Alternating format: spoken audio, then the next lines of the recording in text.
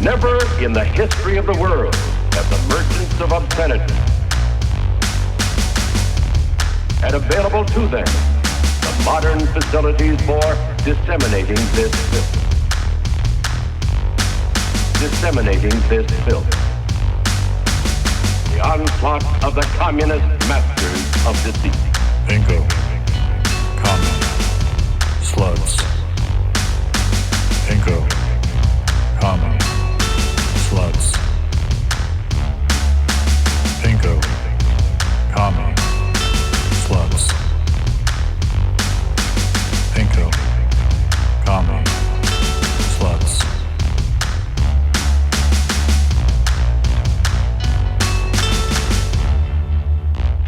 Hello. Hello.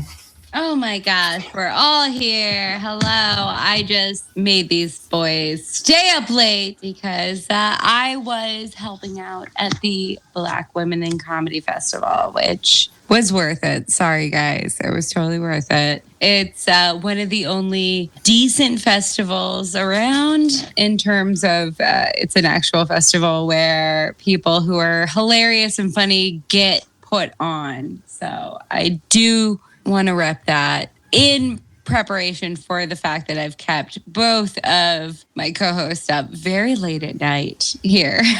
So How did it go? it was great. Super excited to go back tomorrow for the wrap-up situation. I definitely was very happy to help out, but also just honestly to see all of my faves who were at the festival. So it was a very good festival. Definitely when it comes around next year, when we're not just getting out of a pandemic, come check it out. But it was great. And I've got nothing bad to say. That's a very presumptuous statement. Yeah, it is. I just have to say that it's very on theme for tonight's topic. Yeah.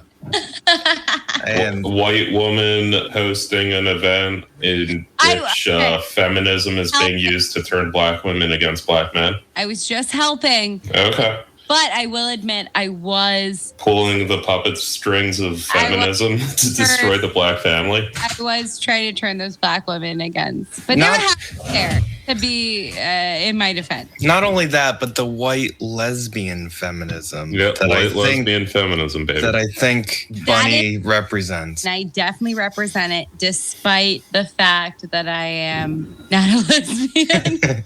It doesn't matter. It doesn't matter. Exactly. It doesn't matter because I give them that vibe. Mm-hmm. All white women are sort of lesbian. I mean, fair. And I say that as a not lesbian. I do think it is part of the homophobic fear from our primary source from tonight's. We watched Buckbreaking, everybody. We watched Buckbreak. I took notes. I took very loose notes, but a lot of those notes are, this is just schizophrenic at this point. You know what?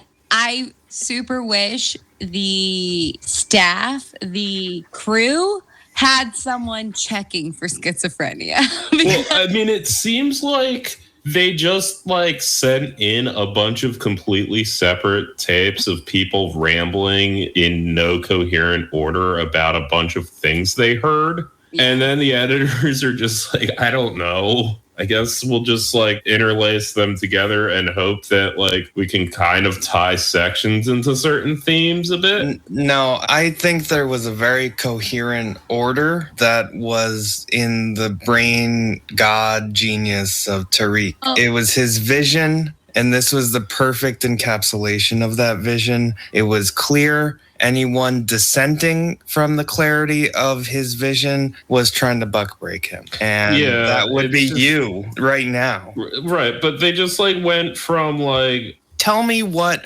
didn't fit within a flow of ideas. You're talking about Jim Jones and then black male students being disciplined in school. Completely related. Then Nat Turner. Completely related.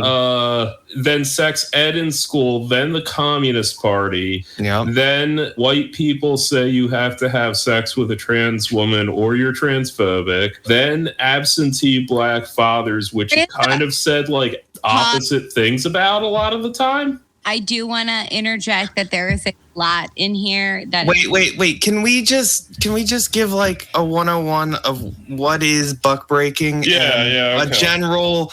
Okay, before we get into the weeds of trying to take the parts out, because I feel like it's easy to get lost in the jungle of. Fair enough. Don't say jungle, Stephen. I'm saying jungle. Yeah. Let's call them weeds. The canopies.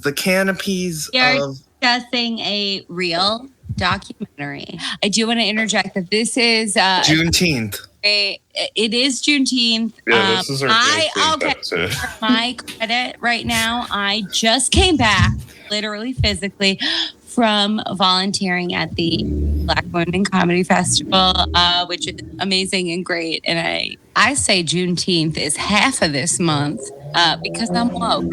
So this movie that we watched, Tariq Nasheed's documentary, Buckbreaking, in my interpretation, it is an alternative history documentary. And yes, it's problematic that we watched it, but we did. And there's some fun parts about it, I gotta say.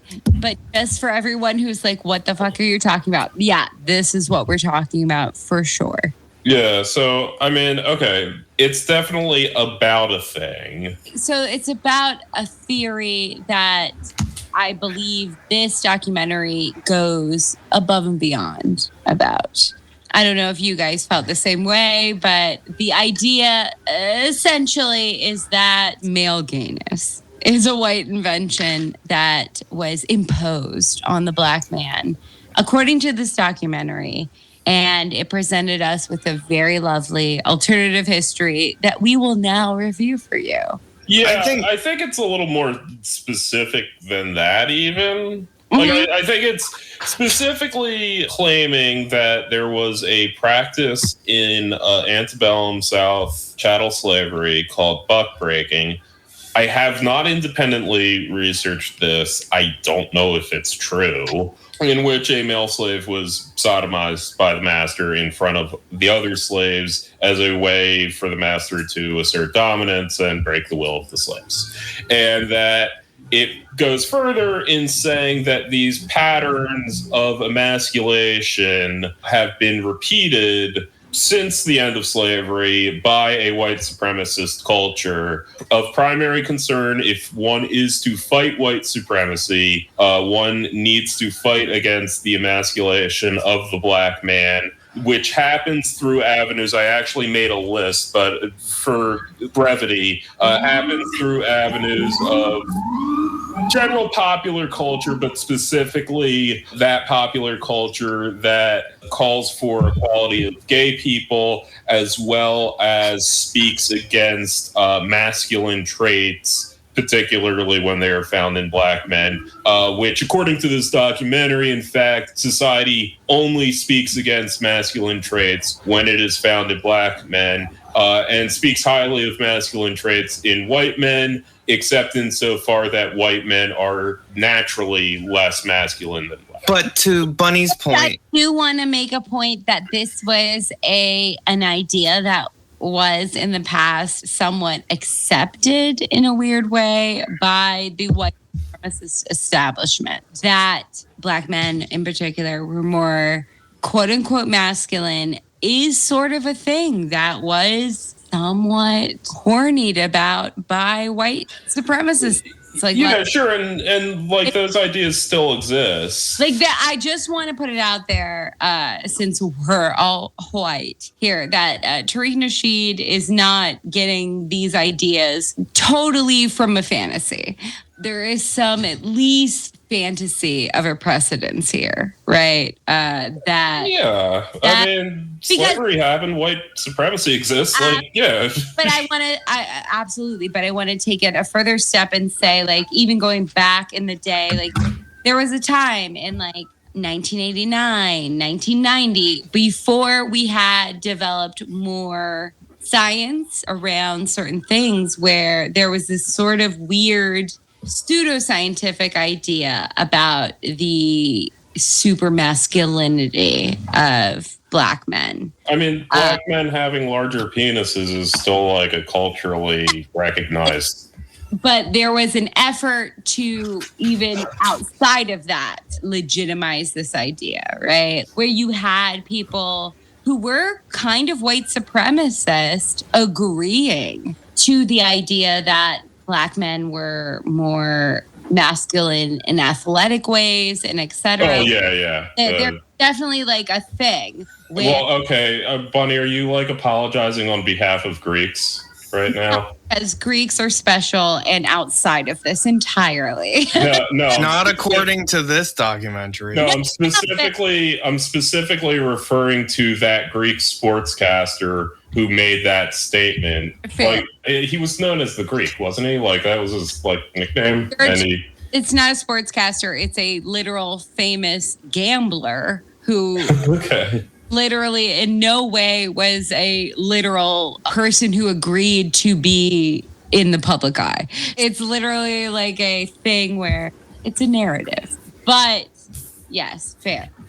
I'll give it up for this. But I do think there's an element of this that I want to make sure that everyone knows that a lot of these assumptions are not from one source. They come from several sources. So this is a long series of essentializing a lot of underlying racial assumptions. So I say all that to somewhat absolve us from the problematica that comes from us watching this movie, really. I think we all had fun watching this particular alternative history, but that is how I interpreted it. So I will admit that right up front, right up here now, that I do see this as just a fun historical fiction, a fun idea. I mean, it's worth noting it is terrible. They really jump around this timeline in a way that I'm like, come on, guys. You could have at least thrown me a bone for me to act like this wasn't crazy all over the place. But yeah, I would say there's better insane people movies that have been made in the past. This, I would say, is a middling insane person movie. It could be. I think it has a solid 90 minutes in there, and you could basically cut anything because, like, it's a series of anecdotes. Repetition. It's a lot of, like, at the beginning, especially, it very much feels like a lot of different people repeating similar ideas. Or directly contradictory ideas. Because that's also fun. I mean, the one thing about that, like, Black men as the hyper-masculine, it's unclear if there's a problem with societal depictions of Black men as like crazed, hyper-masculine, dangerous rapists, or if there's a problem with societal depictions of Black men as sissies. I do want to point out that the thesis of this film in particular seems to be that the sissy aspect is worse. Yeah, I mean, I think one of the very prominent things is I can't decide whether this movie thinks homophobia is real, but white people's fault. Fake, but like made up by white people. Or like a good thing, but the removal of it. Homophobia or homosexuality? Homophobia. No, like specifically homophobia. There's the line that says, oh, they call Black people homophobic, but actually white evangelicals are more homophobic. And then it'll show a shot of James Baldwin with absolutely no explanation as to why they're showing a shot of James Baldwin. But if you know, you know. But like, and then later... There's a lot of moments in this where you're like, who's gay? What? Like, and then later they said about how the attack on the Black church and the removal of the Black masculine father figure, both in the form of the church leader and the actual father, led to this acceptance of homosexuals. But so it's like, so are you saying that it's a good thing to be homophobic or a bad thing? Well, back me up, Bunny, but I think what you said before was more truthful than what Marlo's convoluting right now, which is that Black men can't be homosexuals. Seems to be the underlying thesis. That is in my interpretation of this particular film, that does seem to be an aspect of it. But I will give Marlo, there does seem to be some vague sense of organically gayness is a white people thing. But they do, to their credit, I guess, try to do this thing where they're like the hatred of gay people is a little bit more also white people.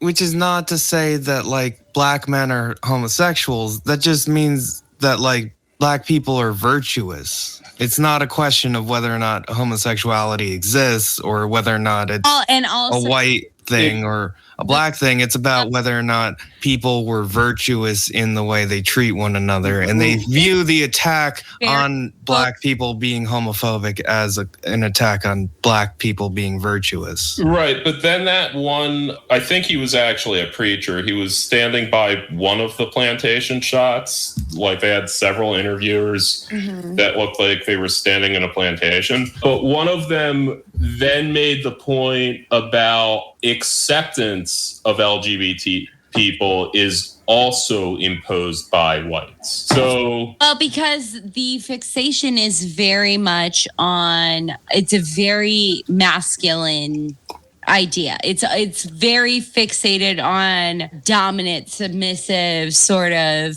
gay guy situation. There's like very little about the homosexuality among women. It's all about masculinity and masculinity being stolen from people. And lesbian is always followed with the word feminism.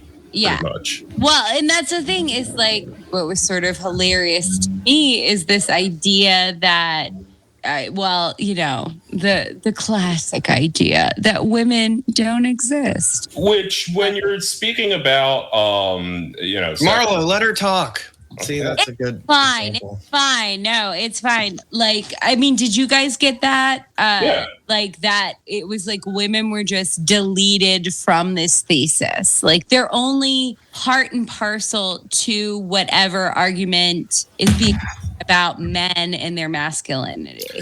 I have a couple quotes. My favorite one that is directly a part of this is feminists would not exist if it were not for black men. Which I'd love to give black men credit for that in a positive way.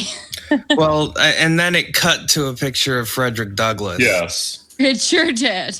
Which, Frederick Douglass was famously an early feminist who called himself a woman's rights man, which was the word for feminist at the time. Right, because and I do want to just make a point here that not popular to feminist people until very recently. Yes. I can't emphasize enough how little it was a concern of the mainstream people in any context to consider women full people.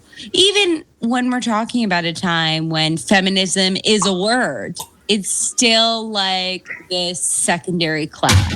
And that is very abundant in this documentary. Like there's no women, there's no black women. There's another example is the Sojourner Truth. That was insane. Her speech, "Ain't I a Woman?" speech. Which is a favorite history nerd thing for me because it's a very famous incident, her speech at this conference, but something that people don't know. And what I hated that got kind of mishmashed in this documentary is if you learned it, it's not even, you might have heard of it, but it's not even necessarily something you learned intensely. But if you learned some sort of approximation of the speech, you probably learned a weird, stereotypical revamp of it. Because this woman, Sojourner Truth, spoke Dutch initially. She would not have said ain't. And there is a project, the Sojourner Truth Project, I think it's called, where they have gotten several performers together to perform the actual speech as close as they can approximate it in her dialect that she would have had giving this speech. So it would have been maybe a broken English, but it would have been from another angle. It wouldn't have been this sort of Southern stereotype of how Black people spoke. Southern American, rather. Sojourner Truth grew up with a Dutch family and had this Dutch dialect. And yeah, so side note, look that up. Right. That's probably the least problematic thing about how they presented this speech. Exactly. So I'm just saying, like, there's real people out here doing real historical fucking nerd work about this particular thing. But yes, they included it in this documentary. Steven, do you want to sum up how they presented the speech? They said that white feminism twisted it to make it about women when it was actually about how Black people universally were being degendered. Ain't I a Woman was a reference to how she was degendered in the, slavery or antebellum. Was it during slavery or after? Yeah, it was during slavery. And how losing gender was the way in which they basically broke both men and women, but mostly men, because they made them do the same amount of work, no matter if they were men or women or pregnant or whatever. And this film makes the point that tries to infer that Sojourner Truth was saying, oh, we wish we could be like the same kind of feminine. Right. And I think, especially for us to make a point as the Pinko Commie Slutz we are, I believe Sojourner Truth was making a feminist socialist, argument here. Like, she was making a point, and it did resonate with people of the time, because she was responding to the idea that women, and inferringly white women, were of a certain species almost, that they could only operate a certain way. And she brought another perspective. And she didn't say, ain't I a woman? But she did say, I am a woman's rights. And definitely, again, go look at this Sojourner Truth project, because there is this great theater project where they recreate that speech. Not everybody learned it. And who's going to learn it now? Because I'm sure it's being lumped in with critical race theory. But the way it was taught was not in any of these contexts. They made it up. Ain't I a Woman? They literally rewrote it in a very stereotypical way to make it sound.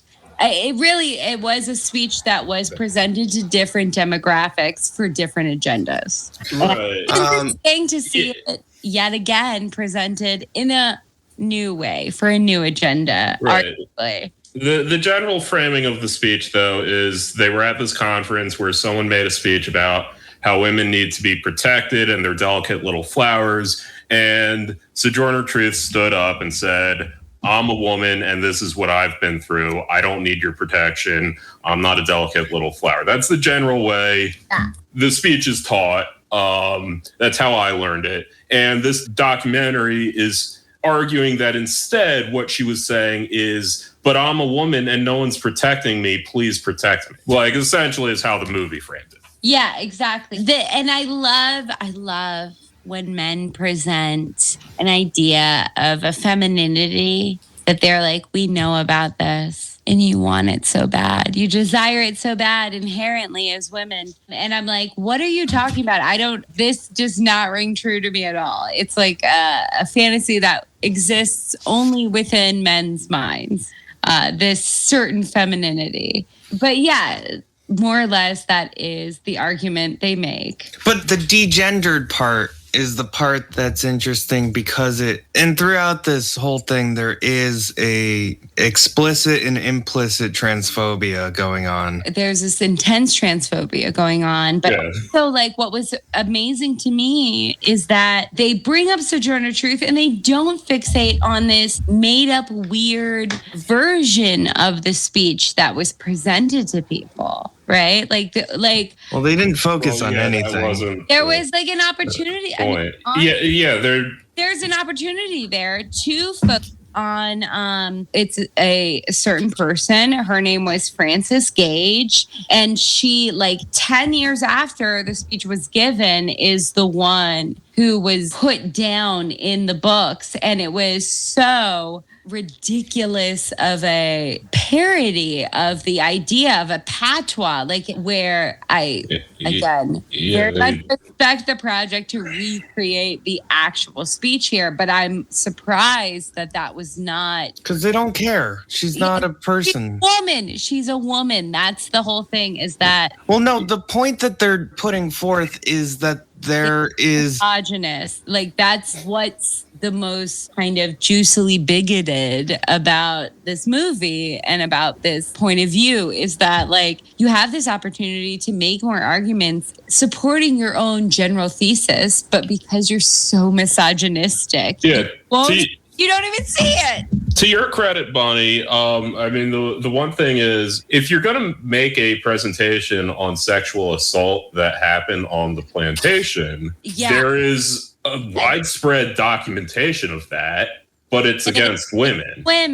And which they did lightly touch on, but it was only in passing. And it's not. I think they actually called the offspring octoroons. They touched on it because you have to, because it's fairly well known. You can see the result of it. That's not the aspect that shapes the whole thing. Right. That's not a problem. And emasculating the men. And, I mean, frankly, it's the rape of the women is bad because it made the men sad. Well, he has a whole thing. I looked into it. He's the bedwench guy, too.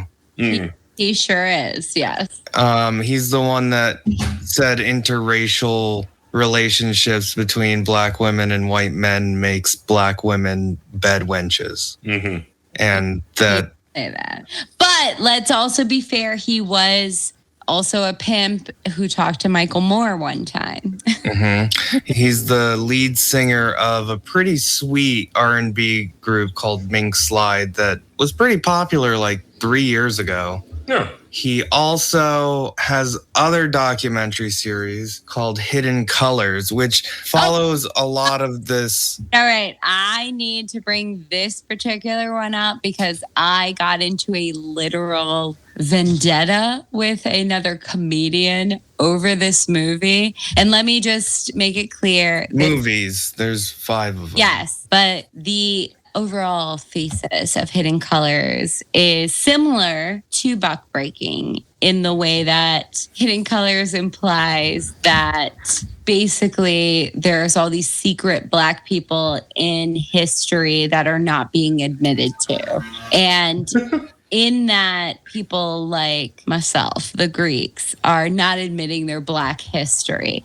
And my issue is that all the evidence pretty much we have from the ancient world about the connection of the ancient Greeks to Africa, etc., is in the ancient Greek. They weren't hiding it. So it's fucking bullshit to pretend that the ancient Greeks had some white supremacy in them, fulfilling a modern stereotype.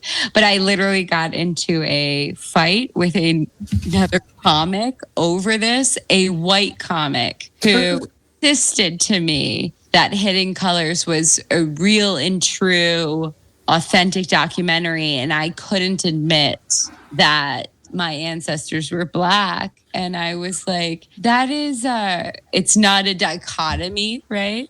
Yeah, according to some older British people, the Greeks are black. Exactly. Also, if you want to go way back to some actual ancient history, please read Black Athena, volumes 1 through 3. Professor Bernal wrote these tomes basically pointing out how the Greeks themselves were like, yeah, we're hella influenced by Egypt and Semitic people. So that's our history. And whatever. And the 18th, 19th century Western Europeans did not like this. Prior to that, they had not denied this idea. But then with the advent of what would go on to become like race science, these ideas pop up. That's what's funny.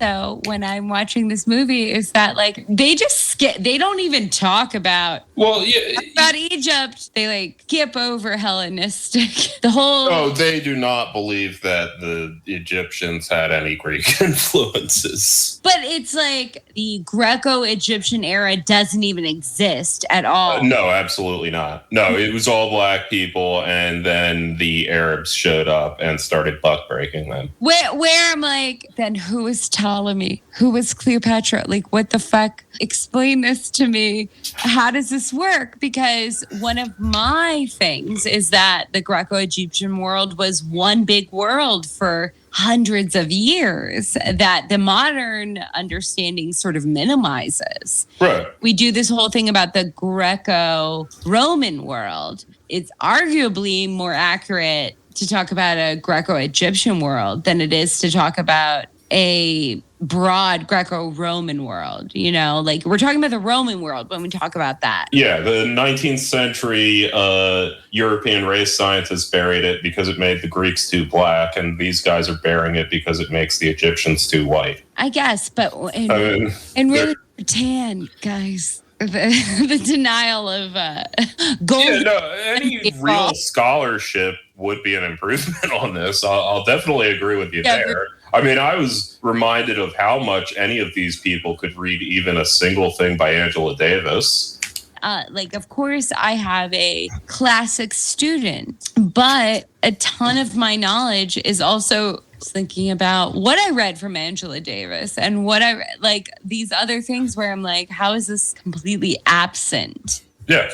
From this like perspective and et cetera. Well, we know how it is because misogyny. I mean, that's at least my point of view on it. The horniness for discounting women is so strong. What did you think of the women in this? There were like 2 of them. There were 3. Oh, 3? There are 3 of them, and you know what? Are you okay, ladies? Do you need my help? Like, okay, what did anyone think of the one white guy who looked like a gnomish wizard? Dude, this is not the way. Make up for it, man. Well, you're aligned with the Well, about the women, I felt like they went above and beyond just tokenism that I expected. Yeah. Like I thought that they were going to be kind of tokenized, and because there are parts of this that do make points that are good points that are real problems with race relations and acceptable, like, I guess, historical things. And then like halfway into like the second sentence of them explaining like systemic oppression and racism, they'll do like the Hotep turn. Yeah. And it'll be like, oh yeah, systemic racism exists. There are these racist institutions, and also the gays are in the water. You know, right. We're drinking too much fluoride, guys. So we should stop drinking the water of the white man and stop being gay. And they did this turn like over and over and over again. And the women in this did it less, except for the one woman who really towed the line of, you know, she was kind of the beacon that went back to the transphobia over and over again, where have either of you seen the HBO Black Lady sketch comedy show? No. Robin Thede, who's the head writer on that character, where she's like a lady Hotep, and she kind of touches on this area where it's like this nexus of adhering to like really hardcore misogyny in this guise of strength. Yeah, no, they absolutely did a great job of it. I can't recommend it enough. But yes, like I felt this vibe from the ladies in the documentary where, I don't know, it almost felt like they had agreed to it for a reason. I mean, or they actually believe this. They could. I don't think they believe it. I think there's a desire to believe it that like came through to me. Like they want to believe it. I mean, it's impossible that they could believe it. They believe it, but it made me go, do they believe this because of a specific thing that happened to them? Like it made me wonder if this was just a justification for something particular that had happened to them. Well, I felt that about all these people. Yes. Yeah. And like the Islam guy is interesting, broadening this a little bit. Riza Islam. Yeah. Which gets into the other point that was distinctly absent from this. He's a Nation of Islam bow tie, where there were two Nation of Islam bow tie guys. Riza Islam is a Nation of Islam social media influencer. Mm-hmm. Is well known for being pretty inflammatory, but yes, he very much dresses up in a way where he fits that bow tie. Well, he has a moon and star pin on the bow tie, which is just cool, I will say. No, it's cool, but he doesn't want you to have any questions, which, thank you, Riza Islam. I do believe part of his cred is that he did facilitate some sort of peacemaking between rival gangs or something like that. Well, okay, I did read about this. His parents were both Scientologists. Oh my God. I didn't know that. Amazing. Both his parents are Scientologists, which he's distanced himself from, but he facilitated a peace brokerage between the Nation of Islam and Scientology in the 2000s. No, but he talks about how they have relations between NOI and Scientology, for sure. They are American-made revivalist tradition, 2-3 steps further. It's amazing. I love it. I did not know that about his parents. Yes. And he's most notably anti-Semitic. Yes. So I was excited to learn this because I didn't know that before. I was familiar somewhat with him as a person from the young, modern Nation of Islam. But since the 90s, since Louis Farrakhan, there hasn't been a concerted effort to lessen the anti-Semitism. So it's definitely an aspect of it. He also is a member of Fruit of Islam. Nice. Is an all-male paramilitary and security wing. Yeah, it's the security arm of the Nation of Islam. They've been around since the 60s. They famously murdered Malcolm X. Exactly. This is my problem with Louis Farrakhan. He murdered Malcolm. Which is also one of my favorite things that Riza Islam did, was he tried to push this narrative that, they're doing revisionist history on Malcolm X, and I'm just like, buddy, who killed him? You're a part of the organization that murdered him for going against your organization. Now you realize he's actually more famous and popular in the public conscious than the Nation of Islam. Incidentally, part of the reason you guys murdered him in the first place. But now you're just acting like, oh yes, he's one of our fucking saints. And it's like, yeah, okay, dude. Yeah, they're being revisionist about Malcolm X. Here's his list of things that he believes. Jewish people are not the true Jews, which is why he spells Jewish with a dash as a derogatory connotation. Jewish. I see. Yeah, Jew-like. Aligning with the Black Israelites. Jewish people control the media in Hollywood, the old favorites, and use that control to censor Black people. Jewish people disproportionately owned slaves or controlled the slave trade. Jewish people and members of the LGBTQ plus community are pedophiles and or promote pedophilia. LGBTQ plus so-called agenda is part of a calculated effort to feminize Black men and bring on the extinction of Black people.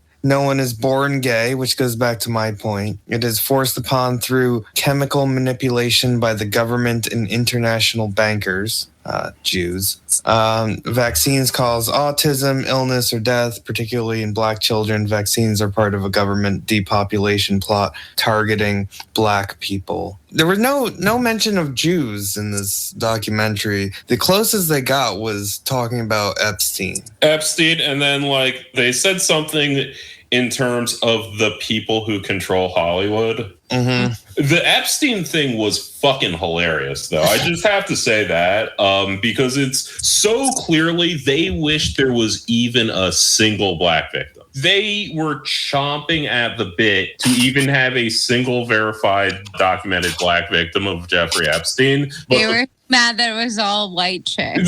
They were. And like the one guy's just like, well, you know, like that island, it was in the Caribbean. So we're going to find some more. Yeah, no, they just like... We're going to find some natives on that island that they use. That is an uninhabited island as far as I know. Male and female. Yeah, Jeffrey Epstein was very not gay. I mean, like, despite what some people are weirdly claiming. But, yeah, very notably targeted white women. Well, white girls. Self-crit, but yeah, like no, exactly. And what's fun about this is that like victimization only exists for people like the people making this documentary. That is the part of the thesis there. It was Adam Sandler, Chris Farley. It was just like, yeah, well, Jeffrey Epstein also raped black boys and girls. No, he didn't. Yeah, but could you imagine if he did?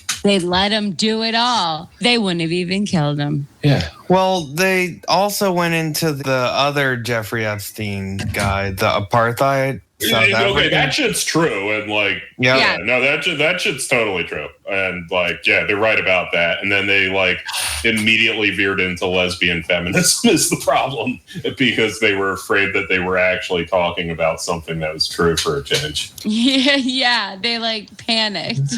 They were like, oh shit, we're actually starting to make a point. Stop it. But yeah, no, Bird Island. I did a little research, but yeah, it was like a giant rape island for South African VIPs, apparently. It's always the VIPs who get to do all the raping, you know? Yeah. Why do you think that there was no explicit mention of Jewish people? Because it seemed like they wanted to. It would have crossed the line that would have fucked up distribution. They know the rules. Yeah, no, I mean, like, frankly, just those people's rules. Yeah, no, like, some media powers that be would have, like, really hampered the distribution over what it is now. I think he would have trouble getting it sold on Amazon. Is the thing. I mean, the kind of thing, though, if it got more attention, this would definitely be an aspect of how people would criticize it. Yeah, it would give people something very concrete to latch onto other than just saying there is a lot concrete, but it would give them something else that's concrete. Don't think about the misogyny. Yeah, the misogyny and the homophobia and the transphobia, like, it's all there. But, like, if they also said, oh, yeah, and the Jews are doing it, like, that would have, like, rang a lot more alarm bells and gotten a lot of people's attention who probably haven't been paying attention to this. And I don't know if this is inappropriate to say, but some of the people I know who have the most sort of batshit Zionist kind of reactionary views are the people I have come across who are fixated on something that Louis Farrakhan said in 1997. So, like, I do think there's an element there that they're, like, trying to avoid a certain antenna being up. They're, like, trying to skirt around it. But it's definitely there. You know, I think also they don't know. I think it definitely feels like they like to leave some ambiguity in this area for some reason. Yeah. Real Jews is I think part of it. Yeah, I mean, I feel like no one, possibly Judge Joe Brown, would have like said, hey, maybe I don't want to be in this thing if you guys are talking like about the Jews. Like, that's kind of weird. I feel like most of those people wouldn't have an issue talking about the Jews, like, on the face of it. Yeah, that wizard dude, the one white guy, I kind of looked him up. Apparently he's just a conservative talk radio guy from Tennessee, and can't imagine he'd have a problem. But I did like how he kept using the term us in a way that every other person being interviewed, when they said us, they meant black people. And the one white guy was also saying was he white though? Yeah, he was. No, yeah, absolutely. He's this Tennessee talk radio, right-wing talk radio guy. I think it's interesting because I was looking at some of the trailers for The Color, and Ice-T was in it. So they had some pretty big heavy hitters in terms of celebrity guests. Ice-T and somebody else. They had a rapper in this one too. Yeah, you can get mainstream rappers to appear on revisionist history. Getting mainstream rappers to appear on something that's this blatantly homophobic today would be a bit of a problem. But there was the one rapper that I was completely unfamiliar he was with. Like, you gay. Yo, yeah. If you think you're just having sex with someone and the only one that's gay is the one that's taking it, man, you both gay. Or something like that. Well, this guy, his entire career seems marked by people trying to get him to wear a dress and him saying, no, I will not wear a dress. That literally, he had multiple stories where he was in certain situations where various creatives were saying, okay, now we want you to wear a dress. And he's had to put his foot down. And that's how he's kept his integrity through his career. Well, that was what was keeping him from being feminized. Yeah, no, he stopped it. I don't know. This whole thing, it just made me be like, how horny are you guys for this idea? It's just so I feel like so many things are more easily explained by less homoerotic fantasies about abuse. Well, I mean, this is like conspiracy theories versus scholarship everywhere, where it's like, I read a whole fucking Angela Davis. I keep bringing her up because she's intensely relevant to the subject material.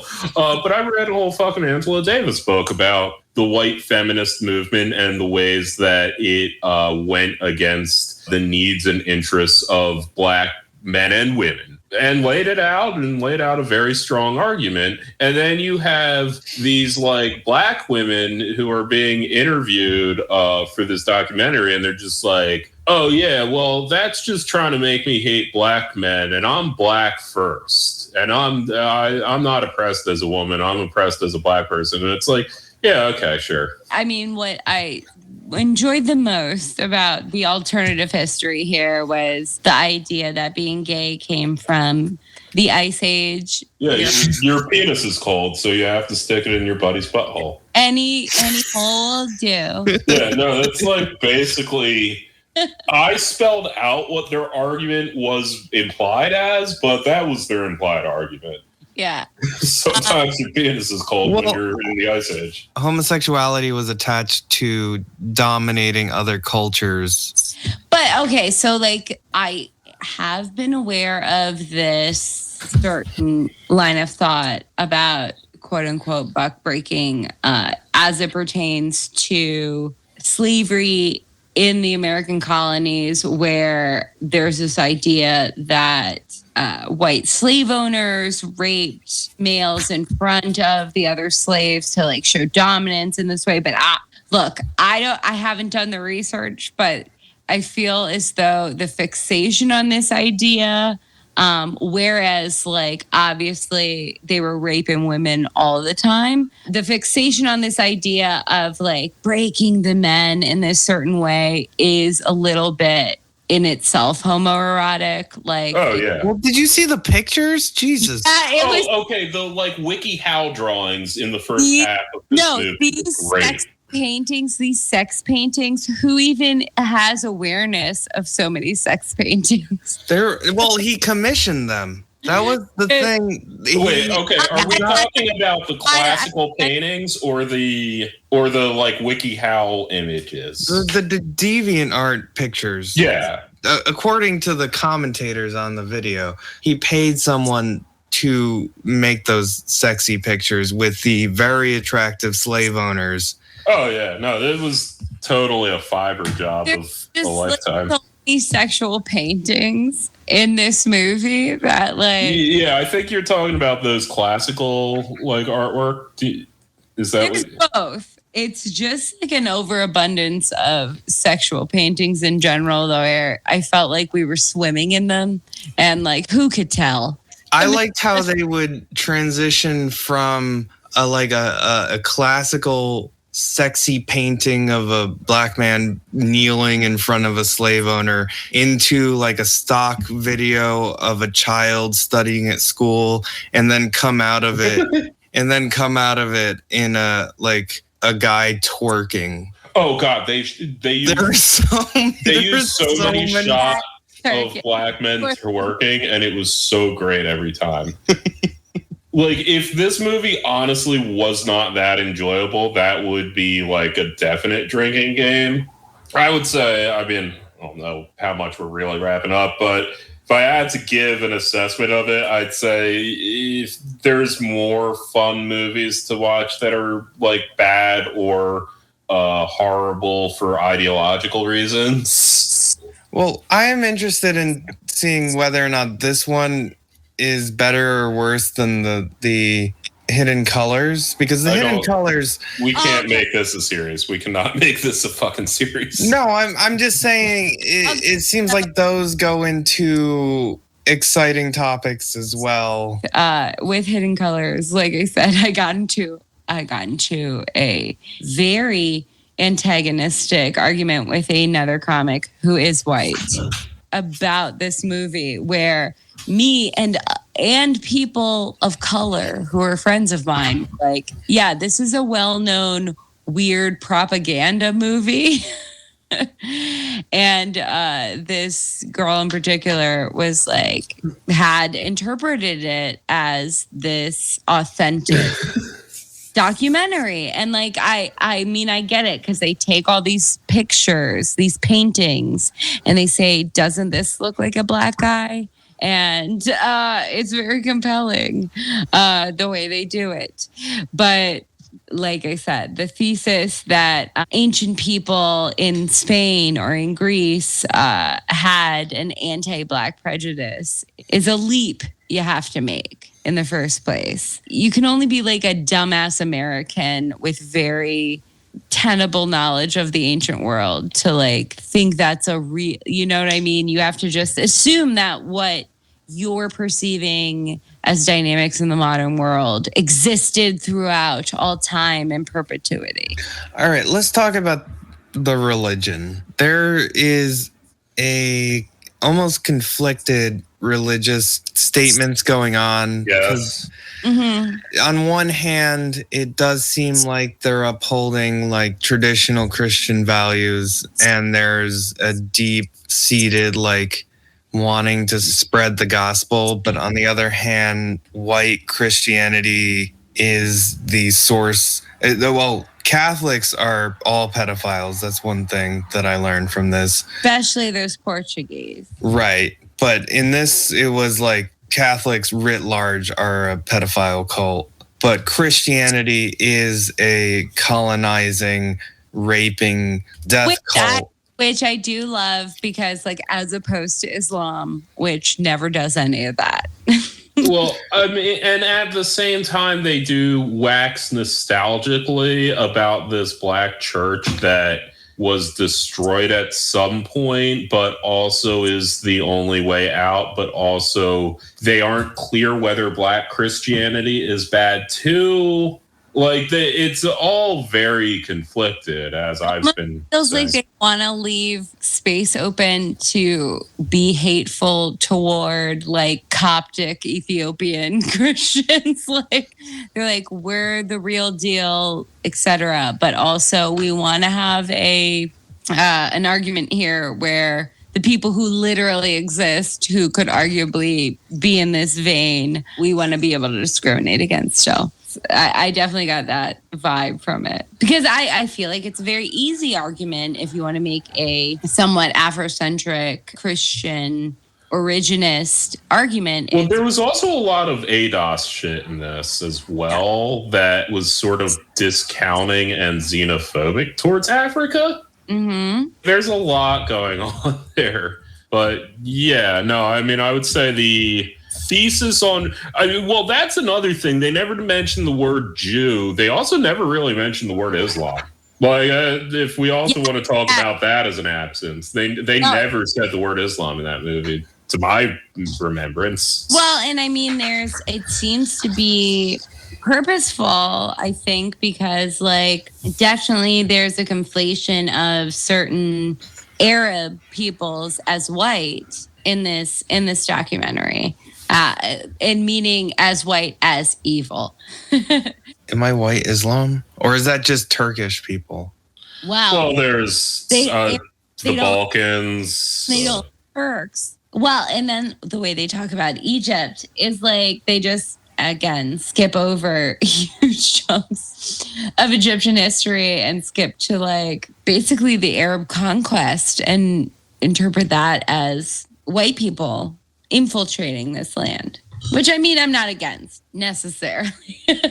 I don't know. It was just like very interesting because there was no like deep dive into much ancient history at all. Like it was very glossed over.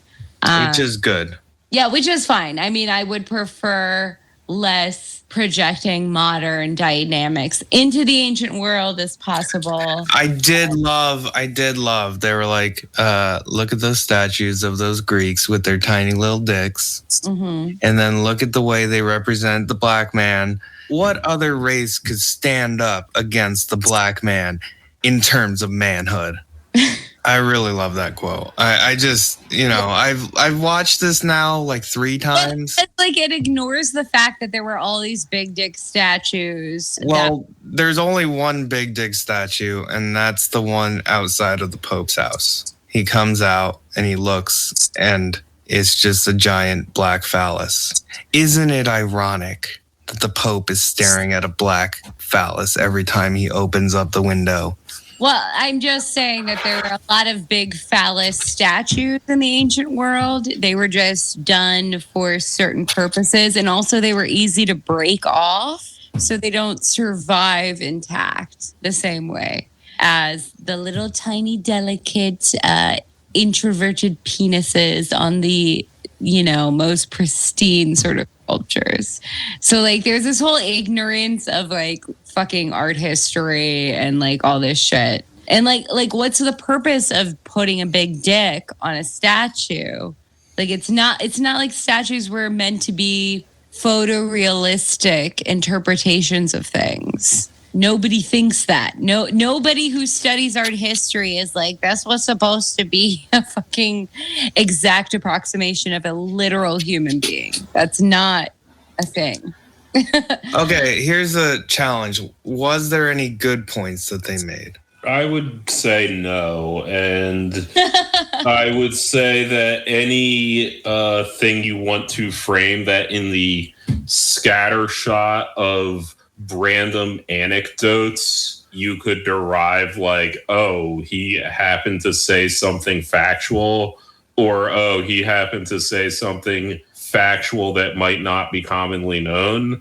That does happen occasionally, but it's entirely accidental and in kind of this isolation, as is most of the shit they say in this. And it never gets integrated into any possible analysis that could be a decent point. Well, you act like this is analysis. This is an analysis. Well, yeah, no, I know. I just don't think they made any good points. Bunny? There were things I enjoyed about it. Not that I'd say they made good points. I'm really trying to think of something that I could like muster up as like, yeah, that was good. Really, they don't talk to enough women in this. I feel like I would have something a little nice to say if it wasn't so starkly like 5 dudes who seem horny for the idea that someone's going to try to force them to be gay. Who isn't?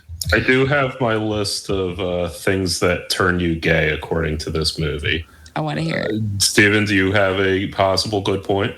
The possible good point, I think, is that they seem to have some understanding of the way in which racism works on an institutional level in America. However, the understanding of institutional racism is always undercut by what they prescribe. Their prescription of like what led to that racism and the ways in which those things could be remedied. Because at the end of the day, and I think going off of Bunny's point, the argument that they are making isn't so much that women are invisible or that they are implicitly arguing that, but they are arguing that we need black male patriarchy in order for the family structure, because they make this point over and over that white supremacy is constantly trying to separate black men and black women from one another. And all of their arguments derive from that. And to a certain extent, that's almost true. But like the conclusions that they come to about that is that therefore we need only black people should only date black people, and also that the male patriarchy needs to be instated and reinforced because it's under attack from white feminism, from the transgenderism, from AIDS. A huge apparatus of gays. Masculinity that is from time immemorial, that is good and pure and true and like saves people. You know, no, there's no question that it saves people. It enlightens people. It wakes people up to the truth about God from God, because they are the ones, you know, they are the kings that are endowed with the knowledge of God that they pass down to the subjects, which are also incidentally women. And so that way of presenting the patriarchal structure is under attack. And to me, that was the central message, because at the end of the day, when they're talking about the de-gendering, the feminist movements, and when they're talking about homosexuality, it is all relative to the attacks on the patriarchy and black patriarchy in particular. And they see delineation between white supremacy and liberal social movements to undercut the power of the black patriarchy. And I don't think that all of that is untrue.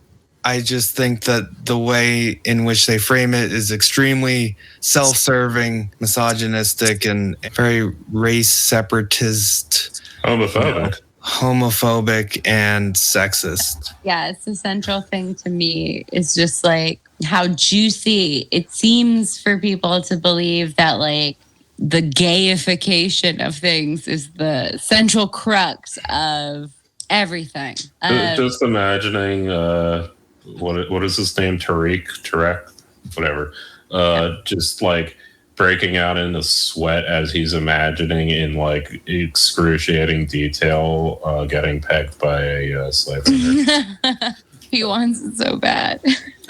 Anyway, things that make you gay according to this movie. Non-exhaustive list, of course. White people, women, methadone, saying black men are oversexed and hypermasculine, saying black men are feminine and harmless, feminism, soy, absent black fathers, forcing black fathers to be present, lesbian feminism, the church, secularism, Turks, the school system, the prison system, maybe the hospital system, maybe Jews, but we won't say that, the Ice Age.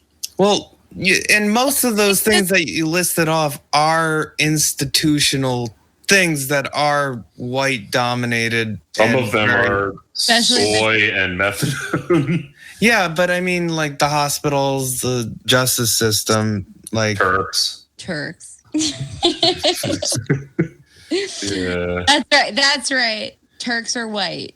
Same here first. We agree on this aspect. I did think of you when they did bring him up.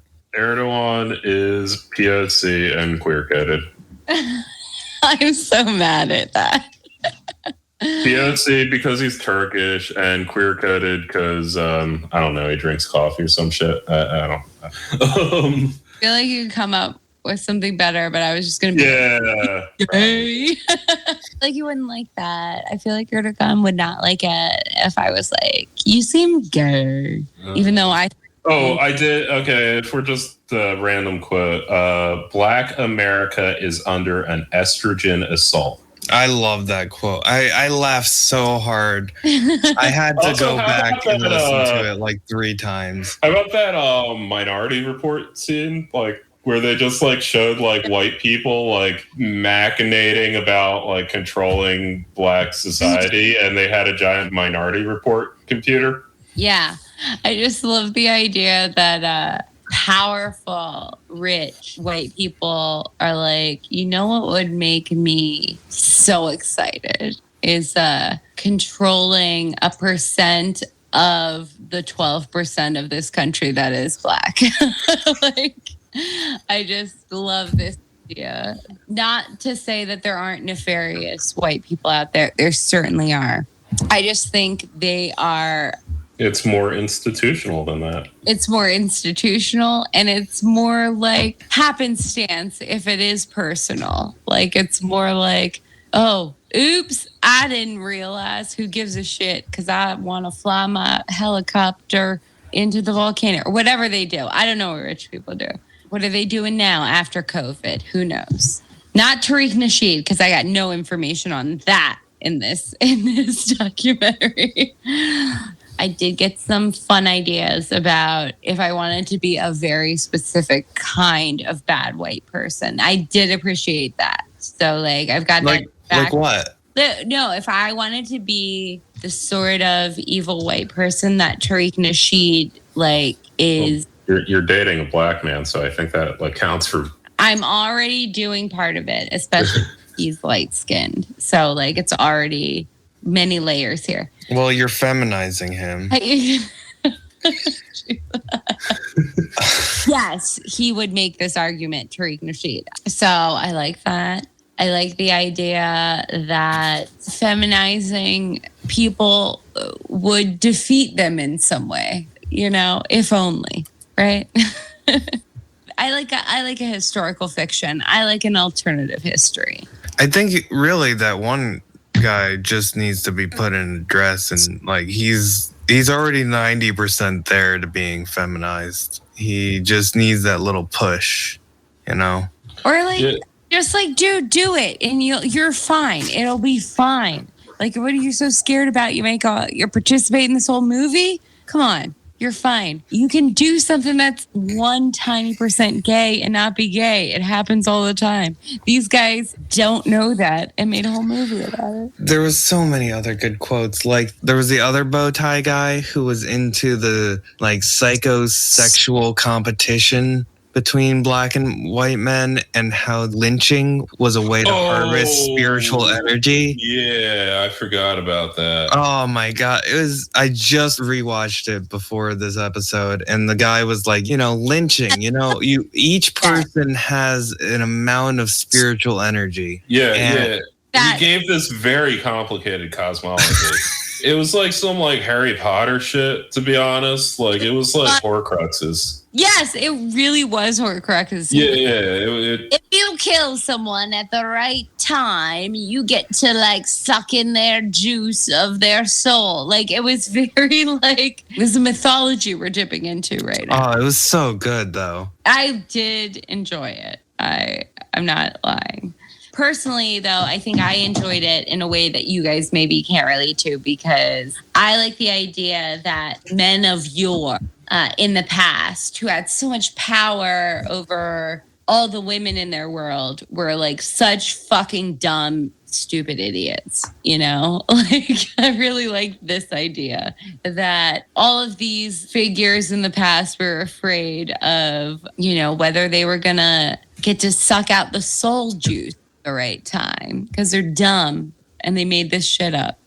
Like, I love it a little bit. I do, but I mean, I prefer if I knew they were dumb and didn't know that literal dumbasses existed and killed lots of people and did all that stuff. So. Well, that kind of shit reminded me of the Ancient Aliens series. A lot of this reminded me of a lot just of the structure. Yeah, the style. Except even that kind of didn't jump around as much. Right. But the style of like dramatic music over a series of what are essentially unsighted anecdotes. Yeah, it's like, yeah, and there was this one time I was on stage and they tried to put a dress on me and I was like, no, I'm standing up for my people. Doom. Yeah. And then it cuts and it's like, yeah, and they're harvesting adrenochrome from, the souls of the lynched victims. Doom. Now, and then it'll cut and it'll be like, now Jeffrey Dahmer was gay and no one's ever told you that. Hitler was gay, no one's ever told you that. They're trying to tell you that Malcolm X is gay. Don't believe them. But you know who was gay? John Wayne Gacy. All these serial killers are just... Look, I don't want to be problematic, but there is a lot of gay serial killers. There's a few. To be sure. There's a lot. It's more than a few, but we caught them. Don't see the cops going after straight serial killers. How about that? That's right. And the ones that they do catch, like Ted Bundy, they just let him out of the prisons at least. They let him out like 2-3 times. Yeah, and then he goes straight to the sorority. But this guy party. He tries to kill people every time. Oh my God. He goes straight to the sorority house. He literally escaped. Well, yes, he did the sorority one, but also there was the time he escaped and he attempted to attack someone right away who escaped. Like, he didn't even give it a day. It was... At one point, we should watch the Bundy movie. It was one of my favorite movies as a kid. Just the mythologizing of Ted Bundy mixed with poor acting and the... I believe I've seen that movie because at the end of it... Yes. They depict the prison guards abusing him. And it's like, it made me go like... poor Ted.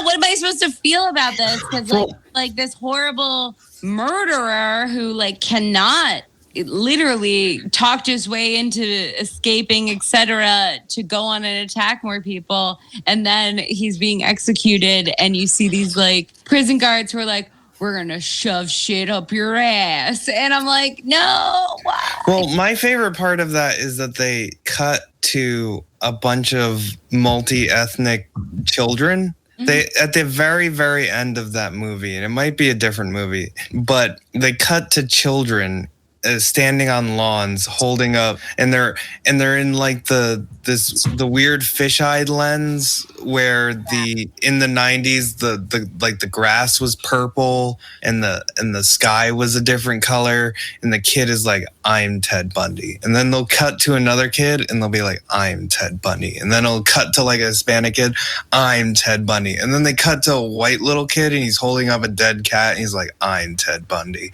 and then it cuts to black. Oh, that movie is just fucking amazing. Word. How many children do you have to get to say that they were Ted Bundy? Well, more than what you saw. Yeah. That's what you know. Hollywood. All right, guys. History, guys. History. Play some of the song by his band. Yes. Please, dear God. See ya. See ya. See ya.